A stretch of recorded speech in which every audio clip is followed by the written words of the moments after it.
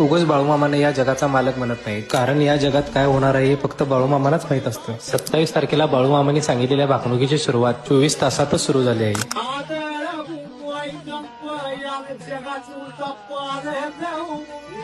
Myanmar आणि Thailand या दोन्ही देशात मोठ्या प्रमाणात खळबळ माजली आहे. वादळ भूकंप येतील, जगाची उलथापालथ होईल, अशी 27 तारखेला पहाटे गुरुमाऊली कृष्णा डोने महाराज यांच्या मुखातून संत बाळूमामांची भाकणूक झाली. म्यानमार आणि थायलंड या दोन्ही देशात शुक्रवारी भूकंपाची तीव्रता 7.7 रिश्टर स्केल इतकी प्रचंड असल्यामुळे लोक आपला जीव वाचवण्यासाठी इकडे तिकडे पळत आहेत. पूल कोसळत आहेत, मोठमोठ्या इमारती जमीनदोस्त होत आहेत. जिथे नजर जाईल तिथे कोसळणाऱ्या बिल्डिंग दिसत आहेत. जसे बाळूमामांनी भाकणुकीमध्ये सांगितले आहेत अगदी तसंच्या तसं होत आहे. बाळूमामाची भाकणुकी कधी खोटी ठरत नाही, त्यामुळे बाळूमामा जगाचे मालक आहेत.